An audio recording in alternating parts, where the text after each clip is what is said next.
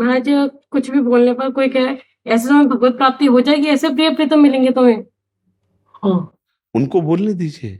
अपने को और पुष्ट होना है कि नाथ परीक्षा ले लो, मैं आपको छोड़ने वाली नहीं।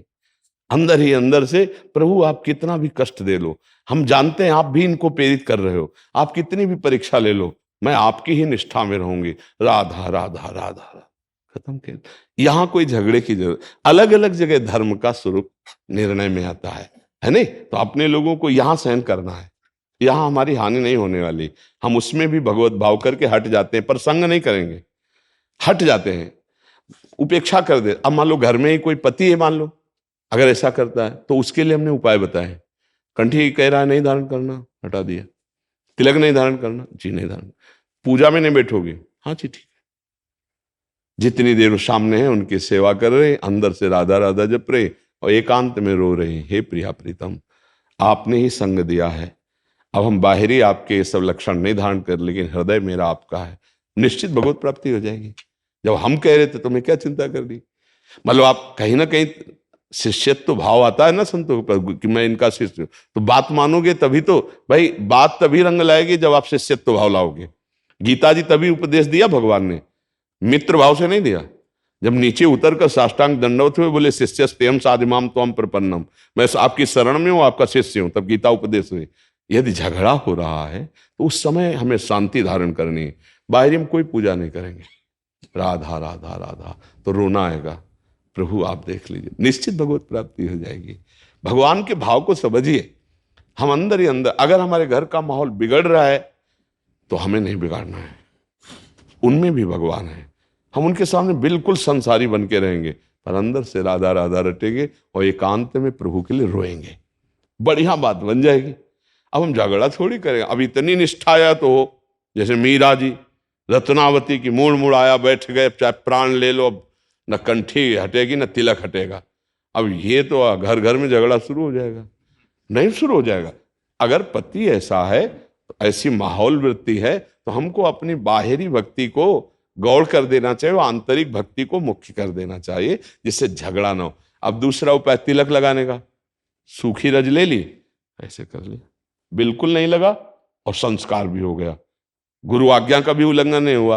अच्छा रे कंठी की बात, तो जब चले गए तो गले में ऐसे छुआ करके उसे छाती से लगा के रो, देखो प्रभु ऐसी परिस्थिति दी है आपने कि मैं, भगवान सब जाने पक्का आपके ऊपर प्रसन्न हो जाएंगे।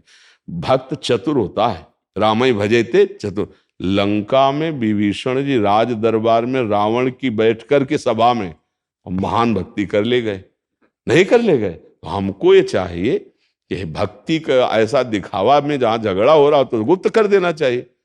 झगड़ा हो रहा हो तो हमें लगता है कि भक्ति मंडन करना सिखाती है, खंडन नहीं। भक्ति एक प्यार है, भक्ति एक समुद्र जो सबको समा लेती है। अगर हम सही ढंग से चलेंगे ना तो सामने वाले का परिवर्तन होगा होगा, पक्का होगा। भक्त का संग करने वाला भक्त ही होता है। आप पत्नी हैं और आप भक्त हैं, वो कितने दिन अभक्त रहेगा? आपके संसर्ग से उसका परिवर्तन। कितने ऐसे अभक्तों के चरित्र आए हैं जो पत्नी के संसर्ग से पत्नी से ज्यादा भगवान के भक्त बन गए। ऐसे कितने उदाहरण आए। एक अंगद जी नाम के महापुरुष हुए हैं, बहुत बड़े भक्त हुए हैं। उनका भतीजा राजा था, उनको बिल्कुल किसी साधु महात्मा भक्ति भगवान कोई मतलब नहीं, 100 का 100%। अब उनका जब ब्याह हुआ तो उनकी पत्नी बहुत ही सुशील और गुरु किए हुए और रात दिन भजन में लगने वाली। देखो भाग्य की बात देखो। जब उस घर में आई तो कहीं ठाकुर सेवा नहीं, कहीं कोई भगवान नाम नहीं, कोई बिल्कुल विलासितापूर्ण जैसे राजाओं के होते हैं। बहुत प्रवीण थी, उन्होंने बाहरी कुछ भी भक्ति का वहां कुछ नहीं किया, अंदर ही अंदर भगवान का चिंतन करते ही। अब रोज संतों की सेवा उनके घर में होती थी, राजकुमारी थी, और उनके गुरुजी कभी कभी मिलने आया करते थे कृपा करके। अब वो सब संत सेवा नहीं, गुरु मिलन नहीं सब। तो एक दिन उन्होंने एक अपने निजी दासी से पत्र लिखकर अपने मायके भेजा, एक बार गुरुजी के दर्शन हो जाए, पर हमारे पति बिल्कुल नास्तिक हैं।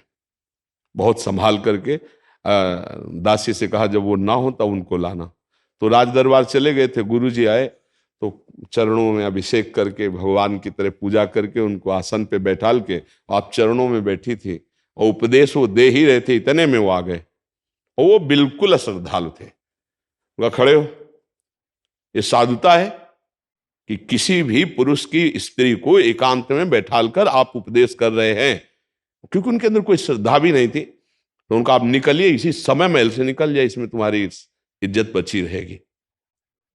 तो उनको पहले बता दिया था, इसलिए वो मुस्कुराए और कहा बेटी धैर्यपूर्वक रहना, ये तुम्हारे धर्म की परीक्षा है, और उठे और चल दिए।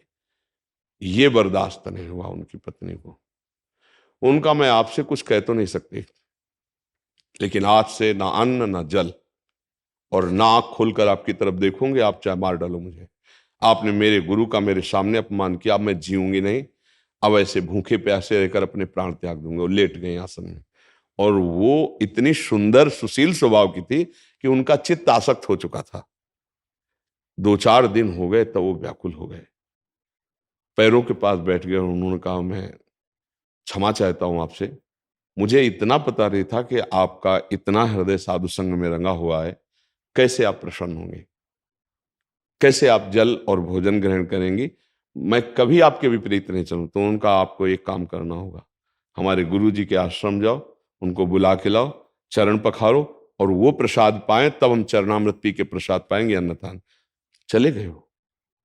पत्नी में अत्यंत आसक्ति होने के कारण कि ये राजी हो जाए, ये बच जाए, गए। जे ही प्रसाद पवाया और उन्होंने स्वयं पाया, उनको रोना आ गया। मैं इतना नीच हूं कि ऐसे संत के प्रति ऐसी भावना, ऐसी पत्नी के प्रति ऐसी भावना, धिक्कार है हमारे जीवन को। बड़ी ग्लानि हुई।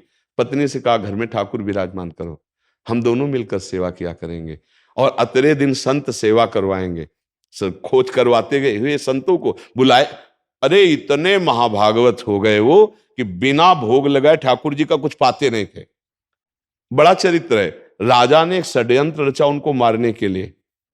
तो जो उनकी रसोई में भोजन बनाते उससे कहा जहर मिला दीजिए, जहर मिला दिया गया। राज परिवारों में ऐसा होता है। उनके सामने थाली गई तो जो रसोई बनाने वाली थी वो निजी जन रखे जाते थे, तो वो उनकी बहन थी जो वैधव्य को प्राप्त हो गई थी। जब पाने को बैठे तो उन्होंने कहा, उनकी बिटिया थी जो रसोई बनाने वाली थी, कहा हम रोज उसको अपने संग पवाते हैं, आज दिखाई नहीं दे। बोले नहीं आप पा लीजिए। बोले नहीं उसको।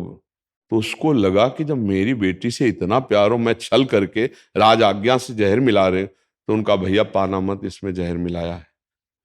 उनका क्यों? बोले राज आज्ञा है, अगर मैं जहर नहीं मिलाती तो मेरी गर्दन उतार दी जाती। तो उनका ठाकुर जी को भोग लग गया है? वो कहा हाँ। बोले अब नहीं छोड़ूंगा, ठाकुर जी का भोग लग गया अब नहीं। वही जो इतने नास्तिक स्वभाव पहला था, उन्होंने पूरा सब पा लिया, कुछ भी नहीं हुआ, कुछ नहीं हुआ। उसमें भक्तमाल जी में है चरित्र अंगद जी का, कुछ नहीं हुआ। बड़े महापुरुष हुए, आगे चलो बड़े महापुरुष हुए। तो हमें लगता है कि यदि हमारी भक्ति शुद्ध है तो परिवर्तन तो परिवार का निश्चित हो जाएगा, आज नहीं तो कल। हमको द्रोह नहीं पैदा करना चाहिए, हमें अपनी भक्ति अंदर से बढ़ानी चाहिए, भगवान से प्रार्थना करनी चाहिए, तभी मंगल होगा। जी।